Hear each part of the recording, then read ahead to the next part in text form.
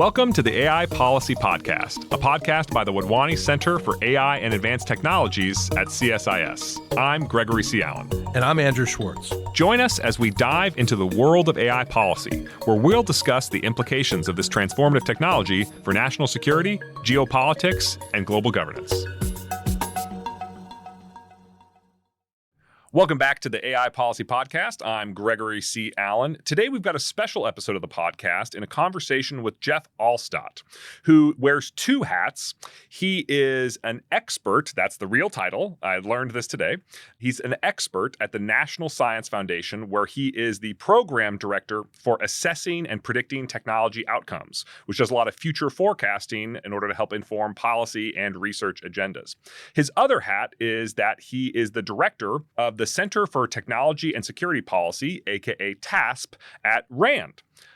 Jeff and I have known each other for the better part of 10 years now. We both have careers spanning AI policy and AI practical implementation in public service, going back a ton of different ways. But the main reason why we're talking to Jeff today is that his program at NSF just hit a big milestone, and we're going to talk all about that. So, Jeff, before we launch into what's going on at APTO and the NSF, I'd love to give the audience just a flavor of your own background, because it's a pretty interesting one. The intersection that you've had between national security, public policy, public service, technology, and now the more general parts of science research in the government. So, Jeff, tell us a little bit about yourself. So it's a long story that involves both AI and tech forecasting from the very beginning. So a million years ago, I was an undergrad where I had this odd assortment of things that I was studying. I was a triple major in biology, cognitive science, and history. And so what I was doing was looking... Those were good bets. that worked out. Yeah. It has turned out. So it is ironic that you say this, because I didn't make them on the basis of bets. It was just on the basis of the things that I was interested in. And so later they would become bets. And so the story is this transformation from just screwing around in different areas of interest and becoming a person and having a framework of betting on the future. And this is sort of the key to the story, is I was looking at all these different timescales of human activity as an individual mind and how they're operating, but also sort of societies, how they change over time with history, and even species, far deeper history about biology.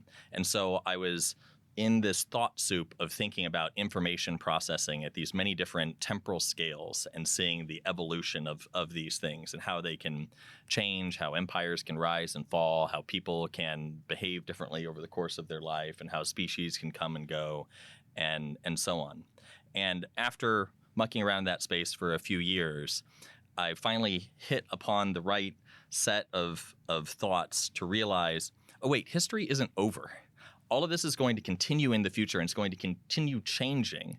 And just as separate portions of the past were very different from each other, the future is going to be very unlike the present. And as I was looking into the future, one of the things that I was seeing was things about AI, things about technology, really writ large, but specifically sort of intelligence, artificial intelligence, and human intelligence, and so on, being a very big part of that story. And I said, that's what I need to be attending to. I need to be getting in there and working on AI, neuroscience, neurotech, and these kinds of things.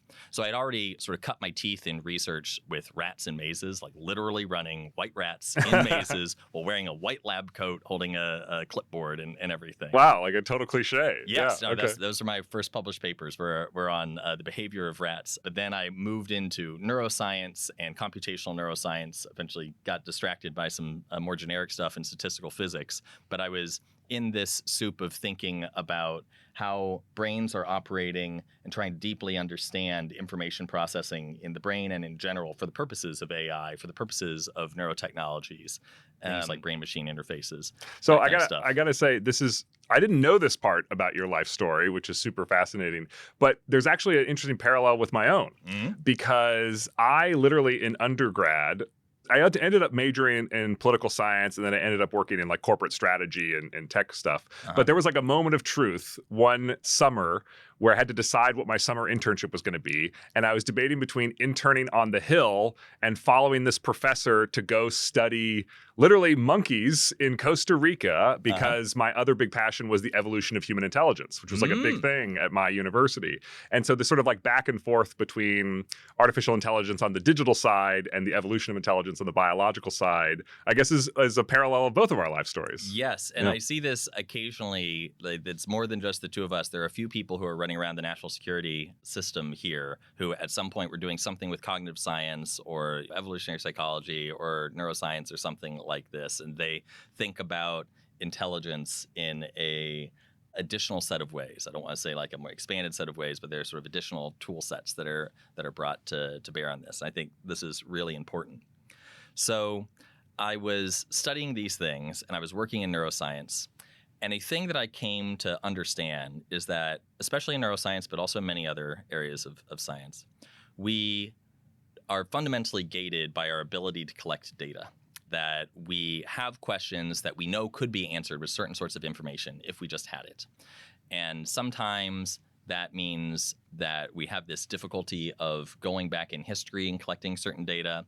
Oftentimes, though, it means running an experiment to collect certain data. So if you go to good neuroscientists, they will be able to rattle off the experiments that they wish they could run, but they can't run just due to physics. Like, we just don't know how to put enough wires into the brain in order to measure enough neurons simultaneously. We don't know how to scan the structure of the brain to see how the things are fitting together, and so on.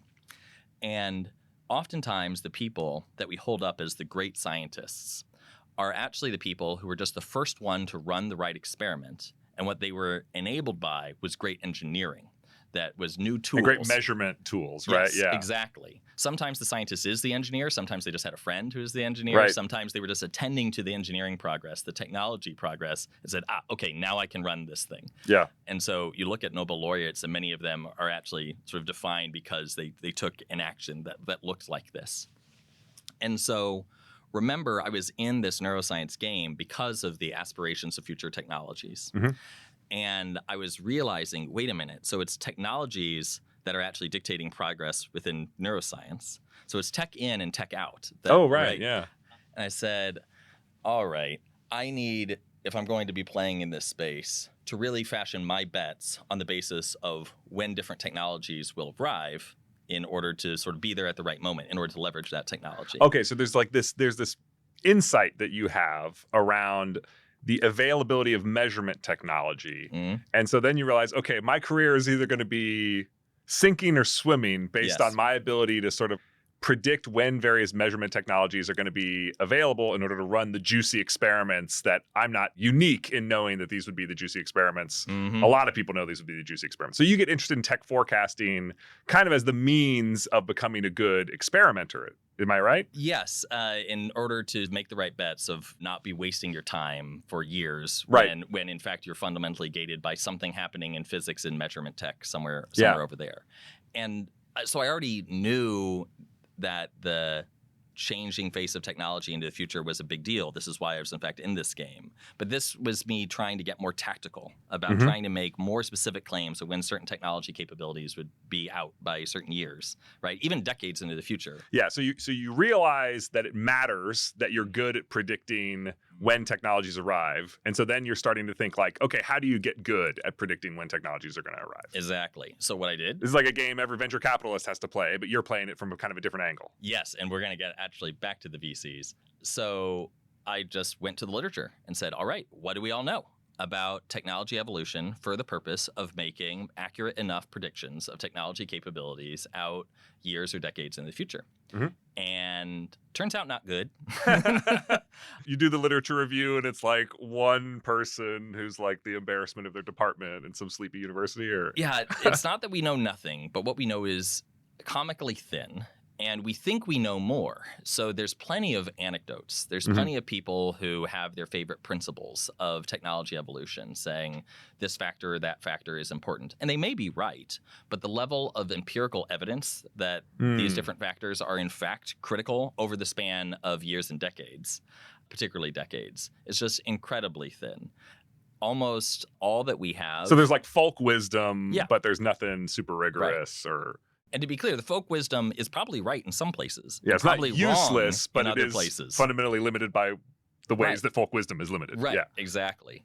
And so it's not the sort of basis that I would want to make bets on. And additionally, the folk wisdom is not got a good track record at making predictions. Yeah, I mean, I'm calling it folk wisdom, but this is like folk wisdom that like the head of DARPA might hold, you know, Sure, like sure. that kind of folk. Yes, exactly. And what typically happens is that the technologists and others say forecasting is hard, or even assert forecasting is impossible, and say that's not my game, I'm not going to do it. And I think that is a missed opportunity. Yeah. Right? And so we do have some forecasting capabilities. So the classic Like Moore's Law. Exactly. Yes. This is Yeah. the classic example, Moore's Law. And for any of your listeners who somehow don't know if they're listening to an AI policy podcast, right? Moore's Law is the trend observed by this guy named Moore many decades ago, just plotting out the density of transistors on CPUs. And I think it was literally 4 dots. Maybe it was like 6 or 7. Yeah. And he just plotted the historical trend, and he just drew the line out into the future and said, this seems to be what's going to be happening. Yeah. And very shortly after, he actually revised it based upon some more dots and sort of tilted it down a little bit. But Moore's Law has been the guiding star for both the technology developers of what are the sort of marks they're trying to hit, but also everybody's planning. Everybody's planning involving computers when looking out into the future. Just to give an example that I think is like really juicy, there's like this, I want to say it was a Bell telephone commercial, but there's like some Bell telephone commercial from the 70s that is like predicting cell phones. It's predicting, you know, like desktop computers. It's predicting personal assistants. And they're doing all that just because they're like, wow, if Moore's Law keeps going for 2 more decades, you know, we won't have to have computers be in a warehouse, so on and so forth. So like they were thinking about end user applications implied by Moore's Law continuing. Yes, and you can do the same thing for science as I was doing, right? As all the scientists were thinking about, okay, when the computer gets this big, we'll be able to run this kind of simulation or that kind of thing, right? So Moore's Law is just one example of observing a trend in data points and drawing that trend out into the future. The problem is there is absolutely no mechanistic theory of what the heck is driving the trend. And because you don't have that, you have no ability to assert when the trend will stop, right? It is completely theory free. It is just line go up, right? And goes up in the way that it has. Trends. I think you're being a little bit unfair to Gordon Moore. He had some causal mechanisms that he had identified, and some of them did eventually peter out. And I don't think Gordon Moore necessarily saw it, but like when Dennard scaling ended, which was one of the earlier drivers of performance improvement in computers, that was like part of the Moore's Law story from the 60s to the early 2000s, I want to say. But when that ran out, when Dennard scaling stopped being a part of Moore's Law performance improvement, people knew that was going to happen. Yes, because they had mechanistic understanding of what the heck is this technology even, right? How does the physics of this work? So for those who don't know, the Dennard scaling is that, remember how your CPUs used to increase their clock speed, right? The gigahertz kept going up. And hertz. at some point, so if you've ever looked at your up. processor and you notice there's a number called hertz, right? That number used to go up a lot every generation of computers, and then basically it reached a point where you can't get any more juice out of increasing the clock speed because you just melt the processor. So you have to find other paths to performance improvement, like massive parallelism. But what you're basically saying, this is actually proving your point, because they improved the original hypothesis of Gordon Moore, which was based on like dots on a line extrapolation. And then they said like, okay, what are the actual causal mechanisms? And then we can refine our projections by going through that approach. Okay. Yes. And importantly there, the sort of mechanisms that you're looking at that we're talking about here with the Dennard scaling is making a claim about the arrangement of transistors and how they will interfere with each other such that you're not going to be able to increase clock speed anymore. It is not a claim on any of the causality of how is it that we are going to figure out how to make those transistors smaller.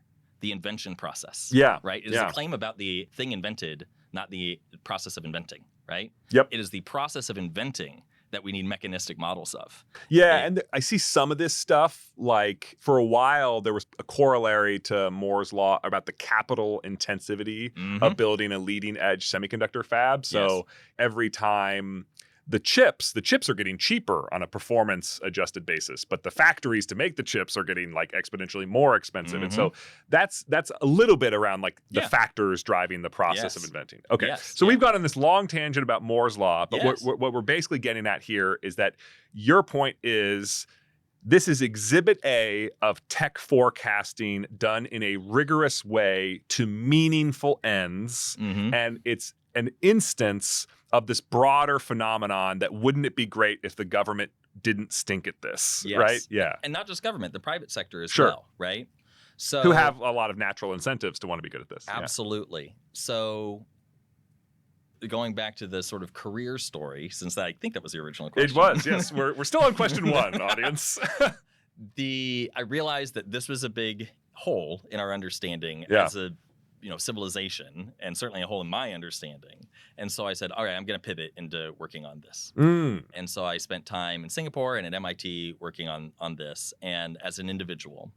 And I realized that it is totally possible to collect data from a single area of technology, like was done in Moore's law, and draw a line, and maybe even pay attention to the particulars happening within the invention process for that tech. Yeah. So you can go talk to the inventors, you can talk to the companies, talk to the academics and so on. You can observe their processes, what they're doing that they're not saying, and come up with some theory of how the invention process is happening for that area of tech. Yeah, just to give like a random example, right? Like MRIs for medical image scanning have a lot higher resolution today than they did 30 years ago. Yes. And the people who live and breathe that industry can usually tell you a pretty good story of like how good the machines were 10 years ago and how good they expect them to be 10 years from now. And maybe they're right, maybe they're wrong, but they usually have some kind of rigorous approach to thinking about that sort of thing. Well, they have at least semi-rigorous approach for describing what happened. The really sad fact is that things like Moore's law, where it's just trend extrapolation, have so far reliably beat out human judgment when talking about the predictive accuracy of technology capabilities for a decade or more out. So, okay, so like you have the trend extrapolation, which is just like, here's 5 data points and we're going to make it a line, maybe a curved line if it's, exponential. Yeah. And what you're saying is that when humans try to get involved and be better than the line, on average, they actually just make things worse. Correct. That's bad. It is. Huh. Yes. Okay. So this, and I'm not claiming that this is sort of like the random walk hypothesis of the stock market almost, right? Like absolutely.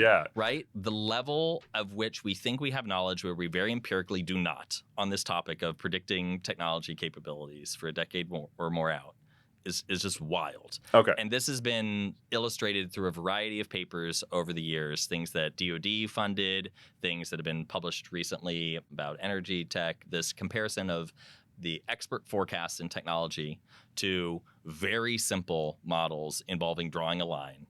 The line beats out the experts. It doesn't necessarily beat them out by tons. Yeah. But it beats them, and all it was drawing a line, man. Right? So okay, so this I assume we're about to get to IARPA then.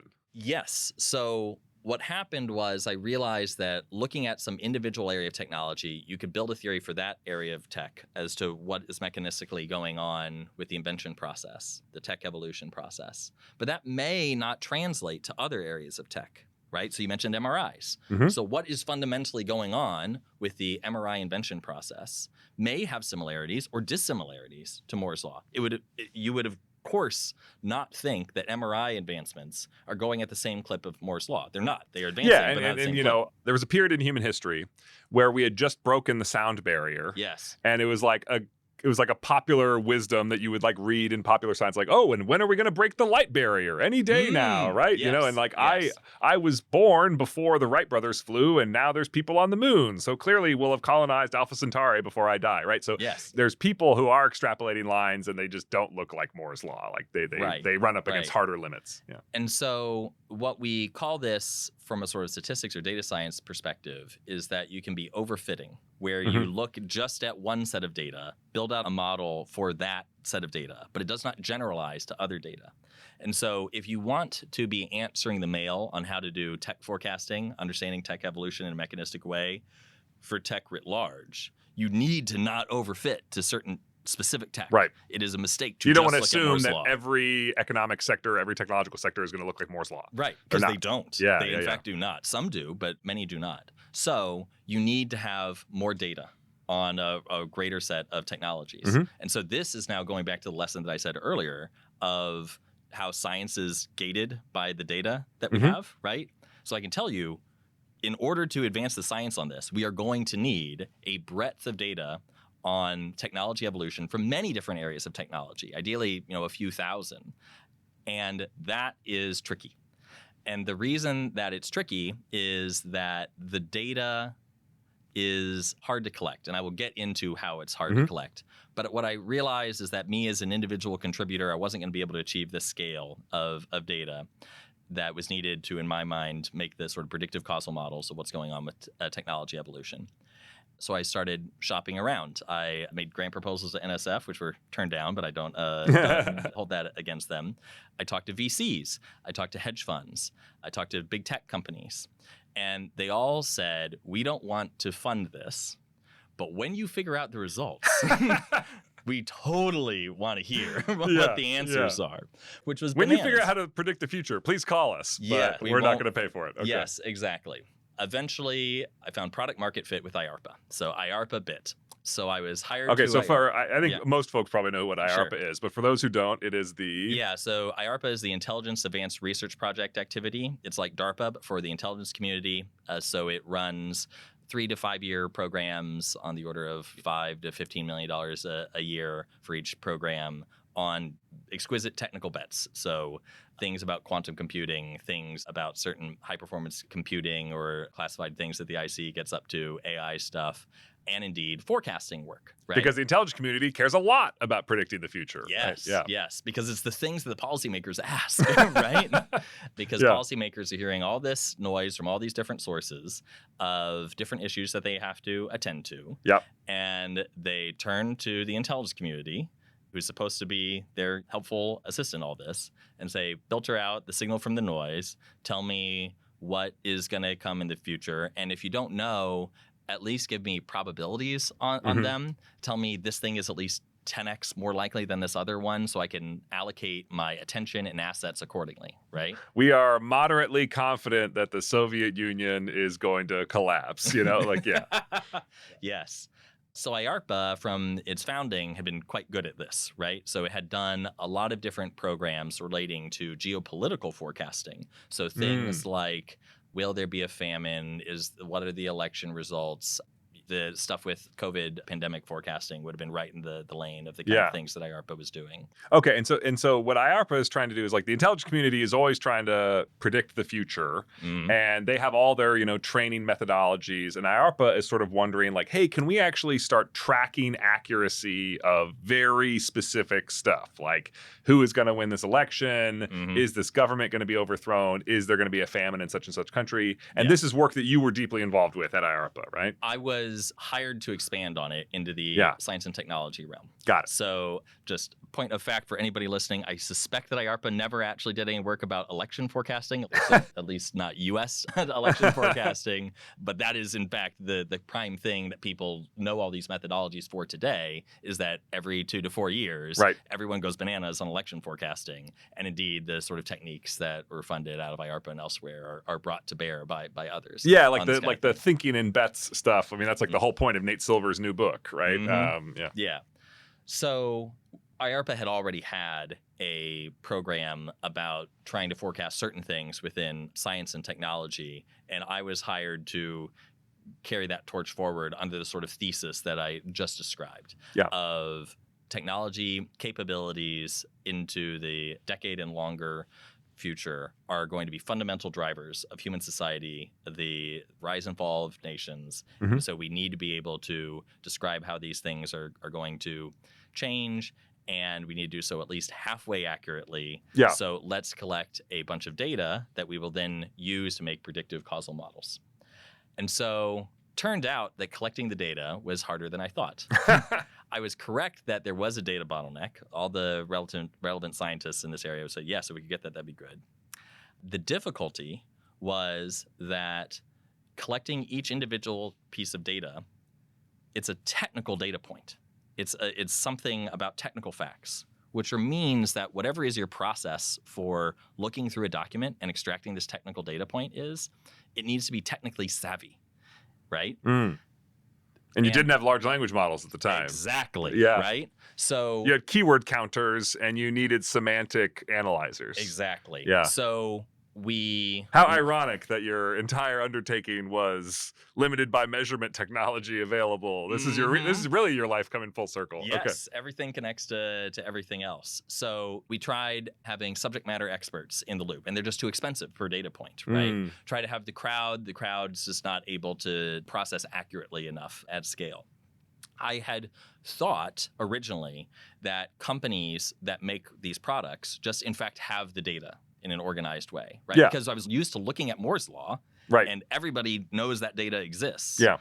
And what really blew me away is that indeed, if you ask a company today for technical specs about the products that they sell today, and you ask them in a specific way, they may be able to provide you the data point that you want. They may not, because they may not have it immediately on the shelf, because it's not necessarily the ratio of numbers that they're thinking of. Like if you're talking about energy density of a battery, that will be a thing that some battery manufacturers will know immediately, but other ones won't, because it's not actually the It's not what their product customers feature. care Right, about. exactly. So some of them will have it. But if you ask for the tech specs for the products that they sold for the last 10 years, they say, why?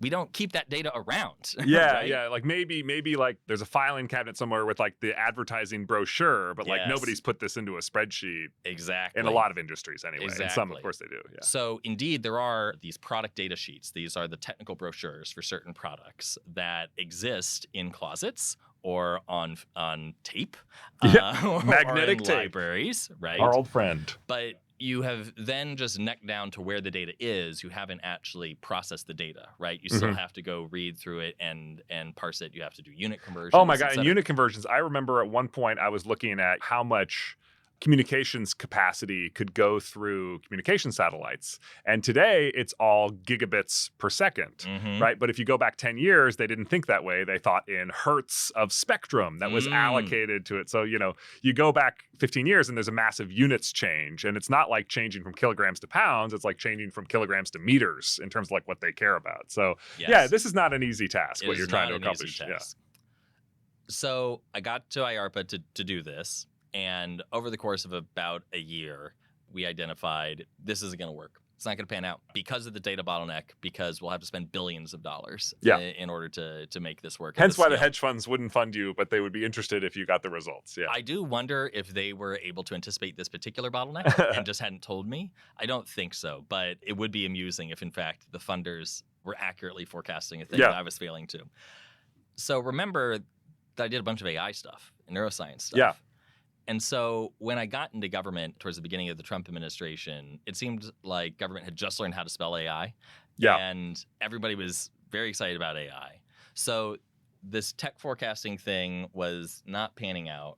And I was just getting a lot of demand signal from a lot of different places within the DC ecosystem. Right. To say, wait, you are a government employee. You are fully cleared. You have a lot of... Fully cleared, big deal, by the way, here for the folks who haven't made that connection. But this would have been like, what, 2017? Yeah. So in 2017, anybody who knew a thing about AI and had a clearance, that was a very small community in the U.S. government. Yeah. Yes, offensively small. We need to grow it a Yeah. lot, and we have been growing it a lot. But also through my role at IARPA, I just had a lot of freedom to roam. So I got pulled into helping run a pan-IC working group on collection and analysis of AI happening in other places. So that began my career in looking at China and other places. And I don't speak Chinese, but if the collector is able to bring a thing to me and say, does this matter? And I was the sort of subject matter expert that was able to help with this. And I helped co-run along with the wise and noble people at NSF, a working group across the interagency about our AI R&D strategic plan, these kind of things. Yeah. Helped out a bit with the Trump NSC and OSTP on things about like AI executive orders and national security memos and that kind of thing. So this was me starting to get pulled into the machine of the AI policy world, which was notably not what I came to DC to do, but it's what I got drafted to do. Yeah. Right? And it's how we met, of course. Yes, indeed. Yeah. And so I met all these great people like Greg Allen and realized, okay, this is a whole thing. I should do a bunch of things here. And the tech forecasting stuff isn't going to work out because we need better natural language processing. in order to solve this data problem. So I'm just going to attend to AI until the NLP thing sorts out. And that was a fun period working on a variety of missions. So then in 2020, a bunch of things was happening in the biospace that we could talk about, because remember, one of my degrees is biology. Actually, indeed, I helped run some biosecurity stuff at IARPA on the side of AI things. Oh, right. I ran programs at IARPA on AI things. Things about using AI for national security and also the security of AI. So using AIs to look through a bunch of video camera footage, watch hundreds of hours of video camera footage, and find the 2 seconds where 2 people are fighting, and don't confuse it with the 2 seconds where 2 people are dancing, right? Yeah. That kind of thing, right? Very tricky stuff that we use deep learning for. And then other issues about there being backdoors and Trojans in an AI system. If you are buying you were sponsoring research on this topic well before it was cool and trendy, right? People would keep raising Troj AI with me, saying, hey, have you heard of this Troj AI program, which is this Trojans and Artificial Intelligence program that I started while at IARPA. And I'm just very thankful that we had NIST as a partner for testing and evaluation for that, because it helped build a crew at NIST who knows a bunch of things about AI inspection now, and about how to build a whole test harnesses for just acquiring and running big AIs. Well, not as big as now, but but at the time were viewed to be big AIs. Right. Yeah. And then actually putting them through their paces to see if they're safe and secure in various ways. And so now NIST has been given a lot of responsibility in this area. And so hopefully some of those same people are able to be brought to bear. I think we're ready to talk about NSF, if I'm not mistaken, right? Because we've sort of gotten you as the tech forecasting person, as the AI person. Mm-hmm. These measurement technologies were not ready. You gave up on a tech forecasting program at IARPA a year into it. Yeah. Now we're, 7 years later, something like that? Yeah. And you're now an expert at NSF, and you've just awarded a bunch of contracts going down the same road. So talk to me about this assessing and predicting technology outcomes, APTO program at NSF, and why it's different than what you were doing at IARPA. So the difference is LLMs. The difference is in 2020, GPT-3 came out, and I said, this could be the tech that enables us to collect the data points. Because we're no longer counting keywords. Right. Yes, exactly. And this is the theory. I distinctly remember, I think it was Scale AI had on their Twitter or something, this GIF showing using a LLM to read a product data sheet and pull out the technical data. I wasn't asking for it. This was just people saying, hey, look at this stuff you could do. I was like, all right. It's possible. And now with GPT-4 and Claude and Gemini and everything, the capabilities are even better. Mm-hmm. So APTO at NSF, the theory is that thanks to advances in natural language processing with LLMs and other stuff, we will now be able to collect the requisite technical data points at a scale needed for us to be looking across many areas of technology in order to have the data points to be talking about how does tech evolution work in the general case. Got it. And not overfit to just Moore's Law, not overfit to just MRI. Yeah, so Moore's Law tells us that tech forecasting is possible and important. We don't have that in a bunch of other industries. We don't have that as sort of like a general theory unifying it across industries. And your theory here is that the moment has finally arrived. The iron is hot. It's time to strike. Yes. Because we have this new, most people think of it as a content generation capability, but it's also a content analysis tool. And so you're going to do that. Yes, exactly. And so where are we in this program? So when did you come to NSF? When did you launch this program? And sort of where are we in the story of the program now? Yeah. So I had gotten, even though 2020 was the year that I said, okay, this now seems technically possible. So pre-GPT-3 then? It was GPT-3 that made me say this is possible, which was 2020. So late 2020 was GPT-3.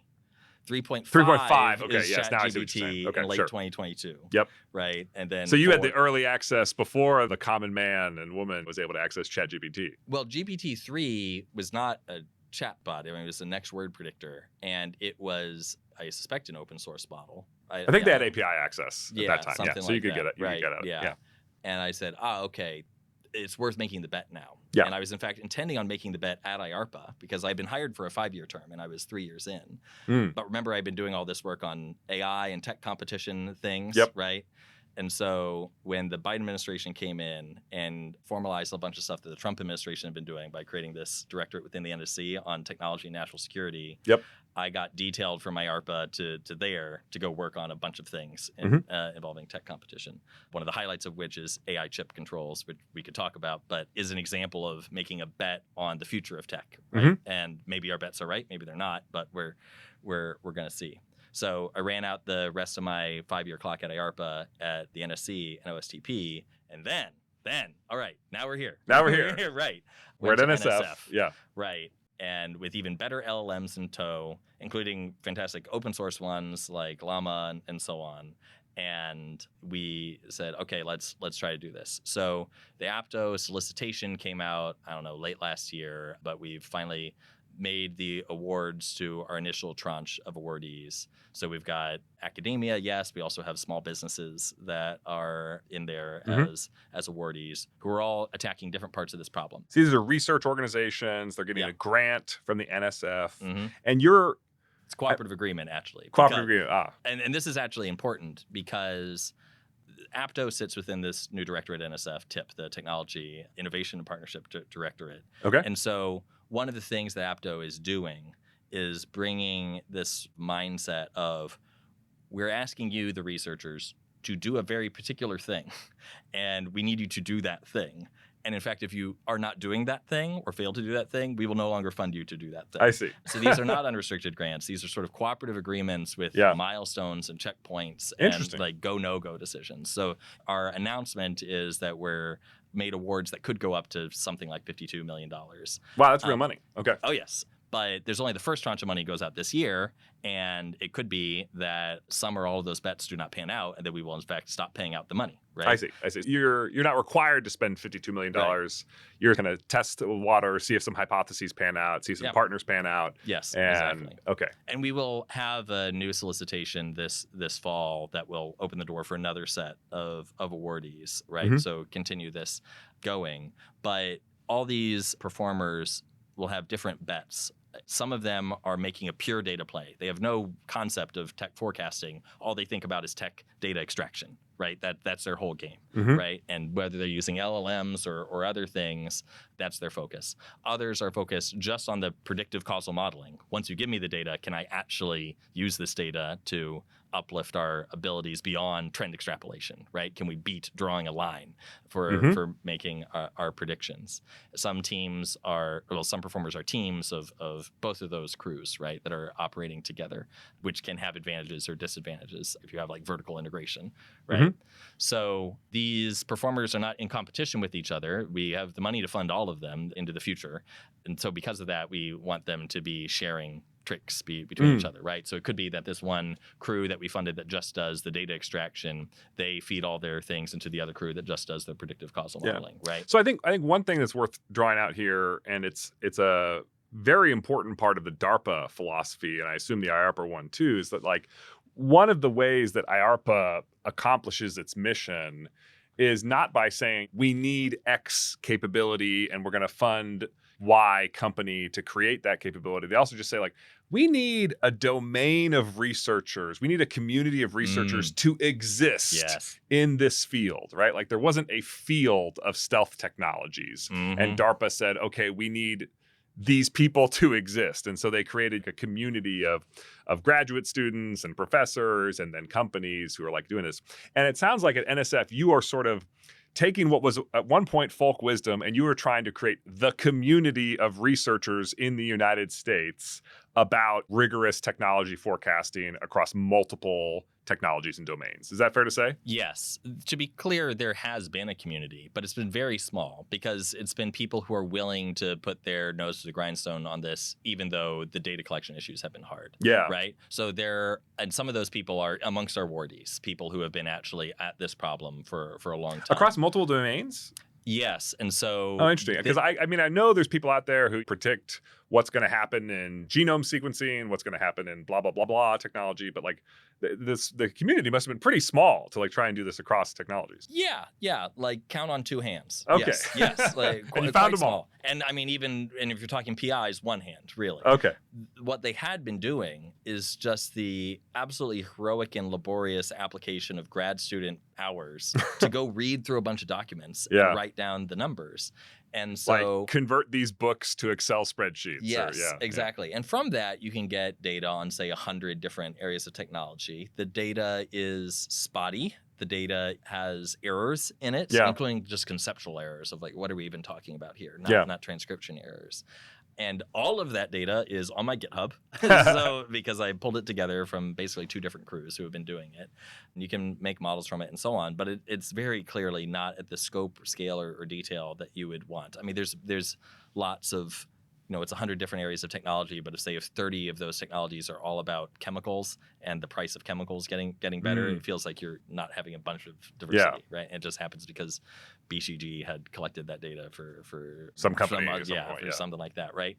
So we're taking these seeds that have been planted by others over the course of some number of years and decades on this, and we're trying to grow that with additional people, additional methods, and really uplifting our attention of what we can accomplish. Yeah, I mean, with $52 million, you can go beyond count on 2 hands, hopefully, right? Yes. Oh, yeah. Yeah, absolutely. And with the next year's solicitation, there will be additional funding in this space. So when you say, predicting all these kinds of technologies, like what's in the data set that you're going after, right? You mentioned computer chips performance, you mentioned chemical prices and stuff like that, but what's in this data set? What counts? Because I assume you're not interested in how good vacuum cleaners are going to get, even though I'm sure there's plenty of companies that care about that. Like, what are you going after? And what, like, let's assume your dreams come true and you finally, this program pans out and develops this capability.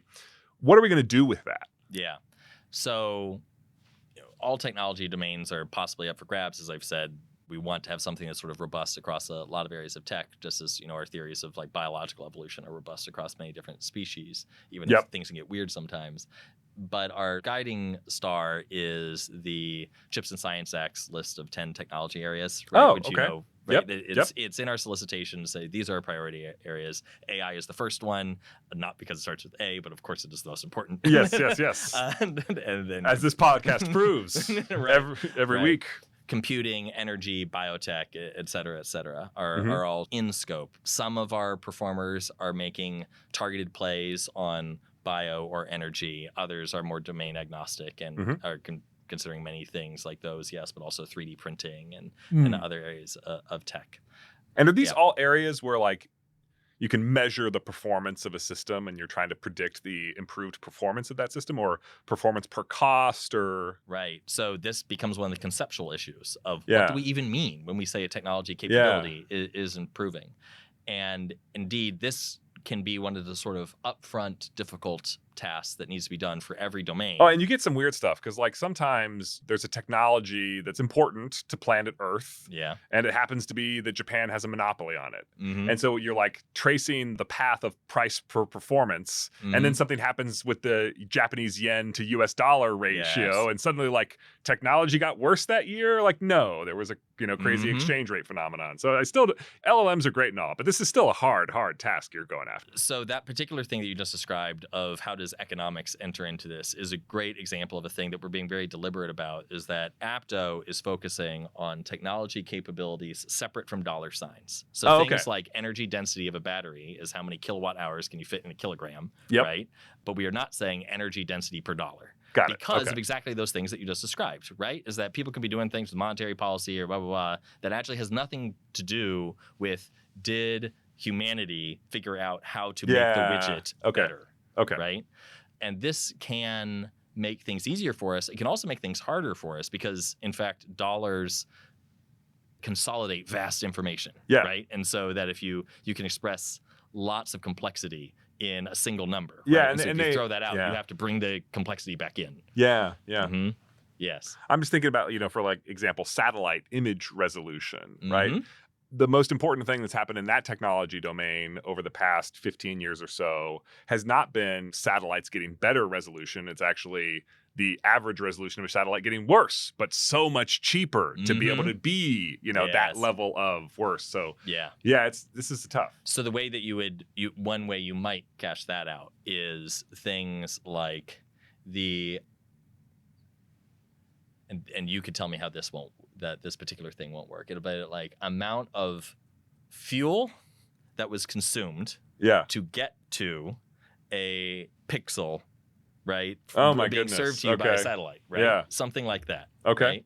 Now, in this particular case, that may not even work because it might just be the dynamic of government regulation or dynamics or something just said no one is going to even be in this market, even though we could serve this market, right? Yeah. And then new government realities enables this market to open up things like that. Yeah. But yeah, if you're talking about the camera, then that's the easiest. Okay, right? so you've got 10 technologies or 10 families of technologies. Yeah, families of technologies. Okay, so you got 10 families of technologies. You're coming up with performance metrics for all of these technologies. You're going to go gather a boatload of historical data about how performance has been improving. Presumably it's improving in most industries. I don't know. Maybe there's industries where like forgetting.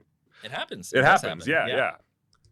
I'm trying to think of a good example of forgetting, but it definitely happens where how to make the Saturn V. There we go. Bingo, right? Like we used to be able to land on the moon and now we're working really hard, but we still can't do it. And presumably we'll get there again soon. But yeah, it's an important example of like technological capability forgetting.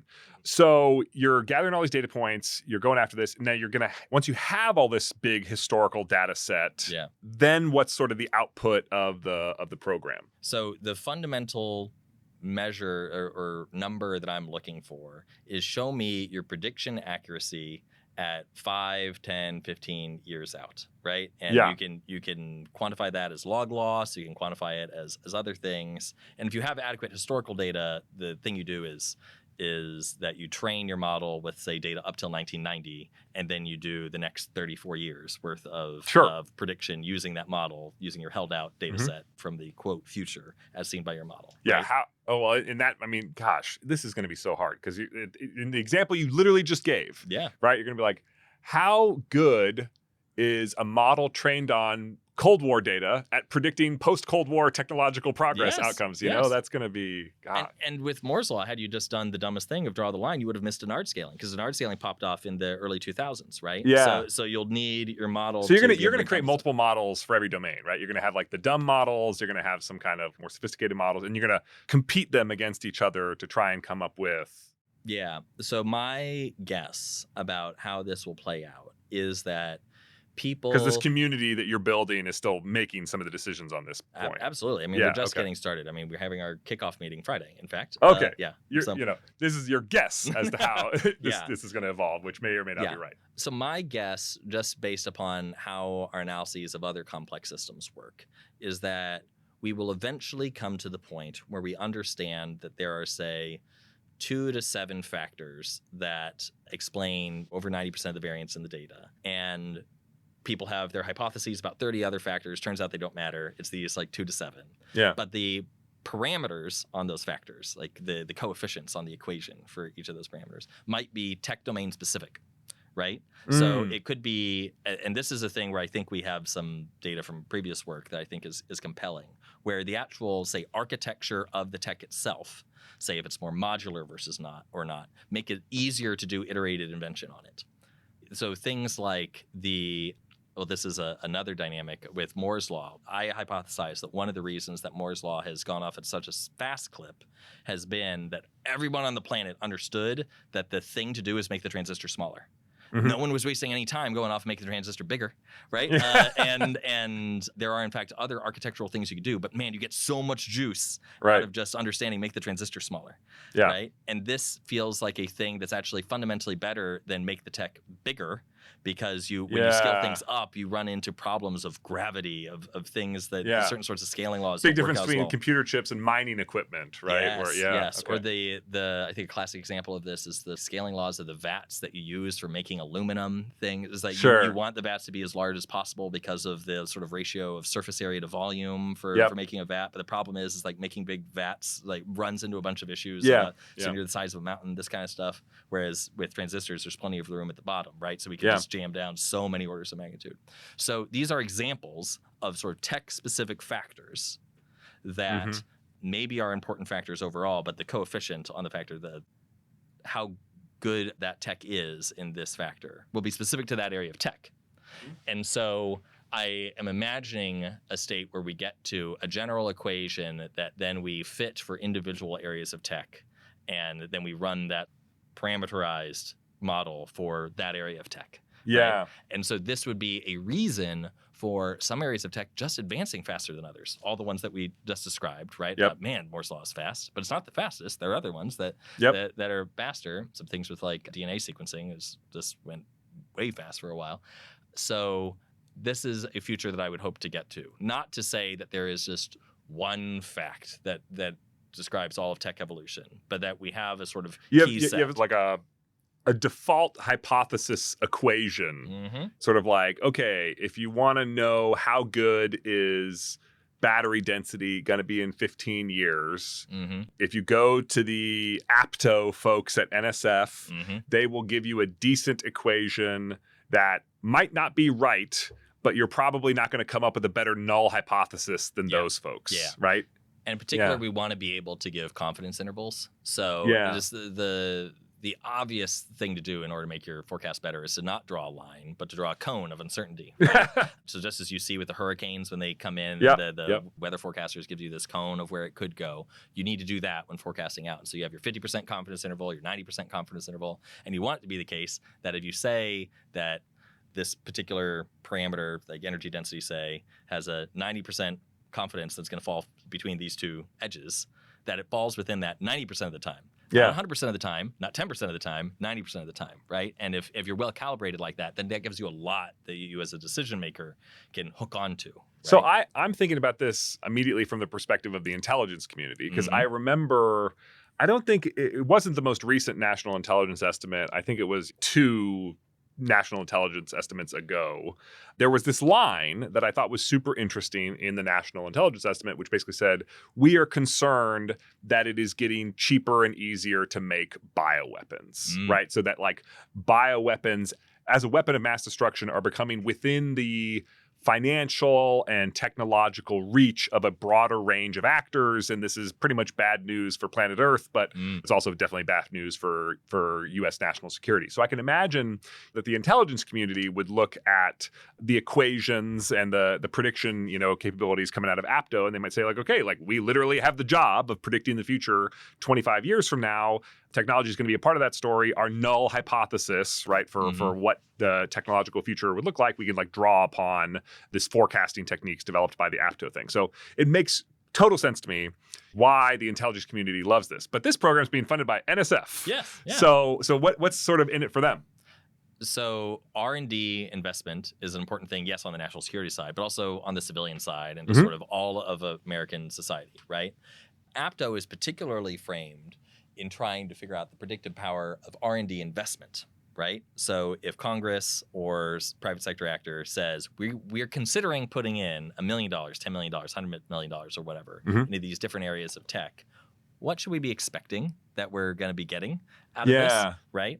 And I think there is lots of evidence that more R&D spending overall is very much worth it. We're very far away from the point where a marginal dollar of R&D spending does not produce a marginal dollar of returns. But whatever is your R&D level spending, you would like that to be as high ROI as possible, right? Yep. And so what we're trying to predict here is, yes, what will happen by default, but more importantly, what will happen because of our actions. And so there's all these actions we okay. can take. Amongst them is R&D investments, which is NSF's sort of bread and butter, right? But So you you could also presumably well, I mean, this gets to the exchange rate problem we were talking about earlier and the other kind of economic difficulties, but like presumably one of the variables in this equation that predicts technological progress is going to be scale of capital investment, scale of resources allocated to the problem. So the government Maybe, right? We don't know what the future holds. Right? Yeah. I mean, this is actually a hypothesis that we have that we can finally test in a rigorous way, right? Yeah. So, but let's say that that's one of the outcomes. Then the government could actually make an ROI calculation on